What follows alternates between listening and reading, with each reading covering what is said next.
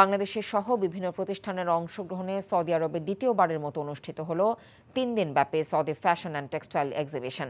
NTV Saudi আরব প্রতিনিধি ফারুক আহমেদ চান জানিয়েছেন, রিয়াদে গালফ ইন্টারন্যাশনাল এক্সিবিশন প্রদর্শনী থেকে চাহিদা অনুযায়ী বাংলাদেশের তৈরি পোশাকের বাজার বৃদ্ধি পাবে।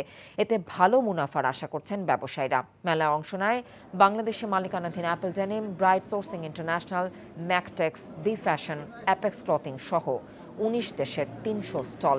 ব্যবসায়ীরা বলছেন, মেলার মাধ্যমে এক দেশের সাথে অন্য দেশের ব্যবসায়িক সুসম্পর্ক গড়ে উঠবে।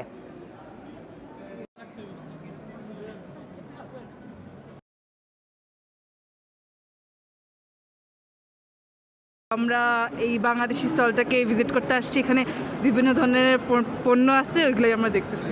সবগুলো হলো যে বাঙালি ওন্ড, বাংলাদেশে ম্যানুফ্যাকচার্ড, তাই আমি এটা দেখতে এসেছি। এটা Saudi fashion and tex expo সেকেন্ডবারের মতো হচ্ছে সৌদিতে, and very honoured for Bangladesh যে লাইক ওরা এদুরুক এগিয়ে এসেছে। বাংলাদেশি কাপড় যেটা সৌদি আরবে সৌদিদের অনেক পছন্দ, প্রিয়, অনেক সৌদি আরবে সবচেয়ে বেশি মানুষের পছন্দ, কারণ কটনের যে সৌদি আরব গরম, সৌদি আরবে প্রচুর গরম, এই গরমের মাঝে কটন কাপড়গুলো বেশি চলে। জয়েন করতে পেরে অনেক আনন্দিত। এখানে আমরা বাংলাদেশের প্রোডাক্ট প্রেজেন্ট করতেছি। আমাদের যে ব্র্যান্ডটা অ্যাপল ডেনিম, তো এই ব্র্যান্ডটা হচ্ছে একটা সৌদি ব্র্যান্ড, কিন্তু আমরা আমাদের ম্যানুফ্যাকচার করি বাংলাদেশে। তো আমি খুব হ্যাপি যে আমরা এটা এখানে এত বড় একটা সৌদি ইভেন্টে আমরা এটা পার্টিসিপেট করতে পারছি।